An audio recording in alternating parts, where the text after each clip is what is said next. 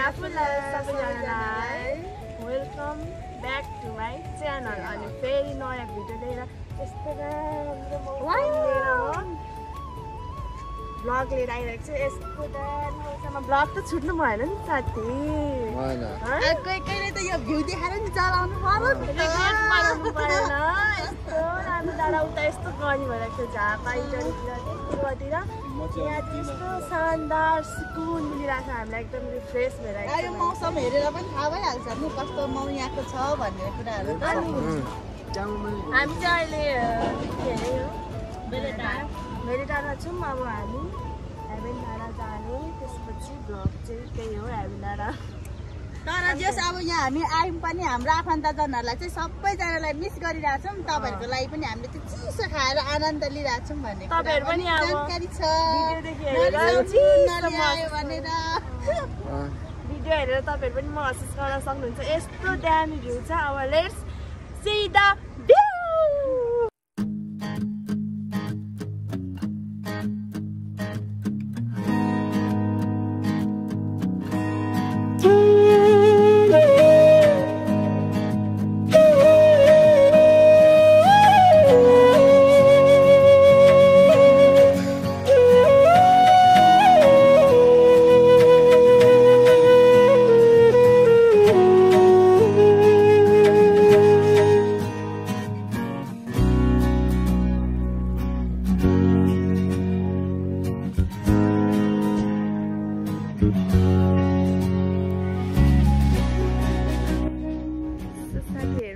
हामी रेडी भएर हेभेन डाँडा जानुपर्ने हुन्छ अनि हेभेन डाँडामा के बोल्दैछु क्या म हेभेन डाँडामा गएर हामी फिल गरेर हेभेनमा हुनुपर्छ सो या भिडियो चाहिँ कन्टिन्यू हेर्नु होला होइन अनि के कस्तो छ हेरेर कमेन्ट पनि गर्नु होला अब हामी रेडी भएर हेभेन डाँडा जान्छौँ अनि को छौँ भनेर पनि म हजुरहरूलाई अवश्य देखाइहाल्छु हामी चाहिँ इटरीदेखि 6 जना आएको छौँ दाइहरू आन्टी बहिनी दिदी आएको छौँ अनि सो या हेर्नुपर्ने हुन्छ माया चाहिँ गर्नुपर्ने हुन्छ नि फेरि अनि चाहिँ मन लाग्छ क्या भिडियो गर्न नबुझ्नु भयो नि ल त्यही हो अब रेडी भएर हेभेन डाँडा जाम हामी चाहिँ रेडी भएर निस्किसक्यौँ अनि मेरो चाहिँ यही हो लुगा है अब रेडी भइसक्यो अब टक्क पारामा खाना खाएर हामी चाहिँ हेभेन डाँडा जानुपर्ने हुन्छ सो लेट्स गो हतार छु ल हामी चाहिँ अब खाना खान आइसकेको छौँ अब यहाँ टक्क खाना खाएर अब हामी चाहिँ साना त होइन दुईवटा पाइला चालेर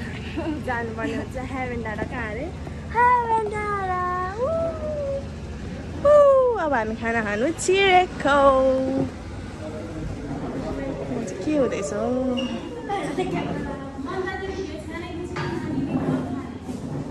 के हुँदैछ यहाँ के हुँदैछ यहाँ चाहिँ हामी टक्क कस्तो राम्रो रहेछ क्या के खाने आन्टी हुन्छ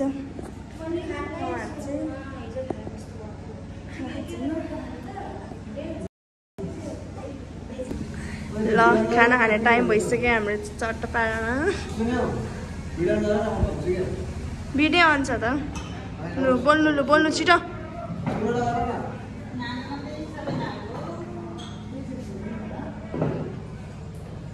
बोल्नु न यहाँ चाहिँ खाना खाने कार्यक्रम भइसकेको छ अब खाना खाएर हामी चाहिँ टक्क हेभेन डाँडा जानुपर्ने हुन्छ आलु भन्छ फ्रेन्च फ्राई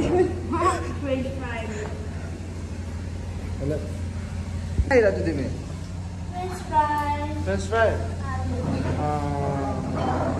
खाना आइसक्यो दामी छ खाना चाहिँ अति बाबा दामी छ खानाहरू चाहिँ होइन गाइजहरू खाना खानुपर्छ यता त स्टार्ट पनि भएर नि आधा नै भइसक्यो त ल हामी चाहिँ यो होटलदेखि खाना खाएर अब के हो यो होटलको नाम होटल गाँस बास ल यो होटलदेखि हामी अब खाना खाएर सिधै यहाँ हामी कहाँ जान्छौँ हेभेन डाँडा के अरे हेभेन डाँडा यस्तो चिसो भइरहेको मलाई रिफ्रेस भइरहेको छ सरी हानेछु कहाँ जाने हौ हामी हेभेन डाँडा होइन कस्तो खाना खाएर त हिँड्नु पनि अल्छी लाग्यो झ्याप बसिरहेको हेटौडा भने मैले फेरि कति किन म झुकेको हेटौडा र भेटेटामा ल अब हामी गौर से देखो इस इंसान को शकल पे देखो कहीं जूम कर दिन चली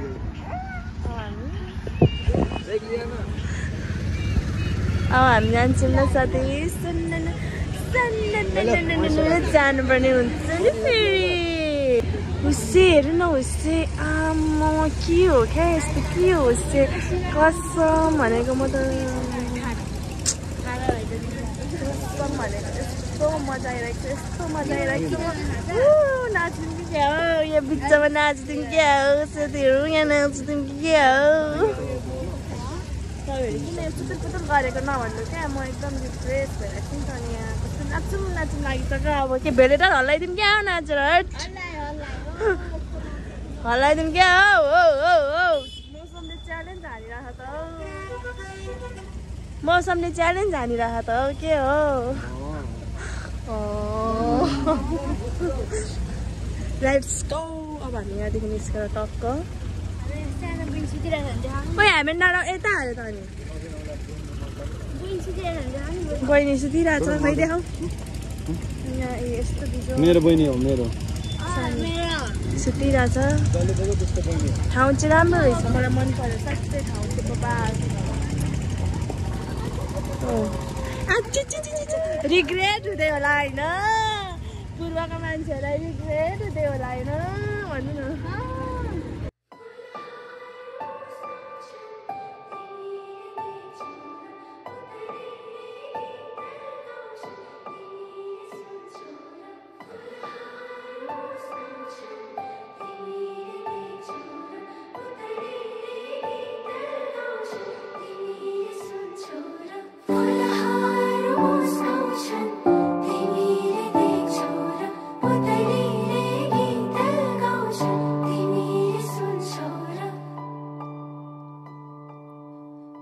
गाइज हामी चाहिँ हेभेन डाँडा आइपुगिसकेको छौँ अनि यहाँ आइपुग्दाखेरि चाहिँ हाम्रो यस्तो हालत खराब भएको थियो तर यहाँ आएपछि यस्तो मन सुकुन भयो कि रिग्रेट भएन क्या यस्तो यहाँ आइपुग्दा नि तर मलाई रिग्रेट भएन क्या किन थाहा छ किनभने भ्यू हेर्नु न भ्यू ओ माई गड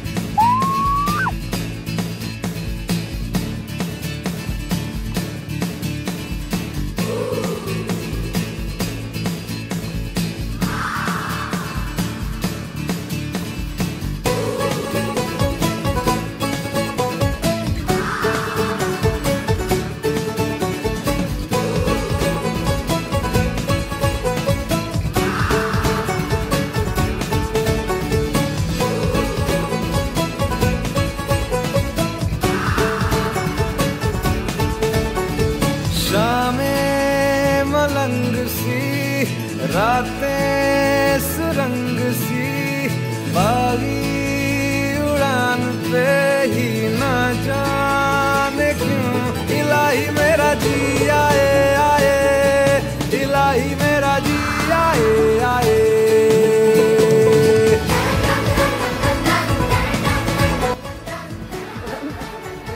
खोइ हेभेन डाँडादेखि पनि निस्क्यौँ यस्तो गर्मी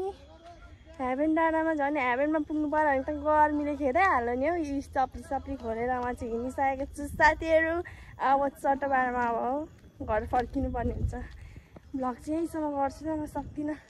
त्यो बानी भएछ क्या कति भएको थियो नि त भ्लग नगरेको अनि अहिले त बानी भएछ भ्लग नगर्ने अनि कस्तो कति के गर्ने हुँदो रहेछ क्या जस्तो भए पनि माया गर्नु ल अब चाहिँ यहीँसम्म हुन्छ होला भिडियो सो अहिलेसम्म हेरिदिनु भएकोमा धेरै धेरै धन्यवाद do not forget like comment share and subscribe bye by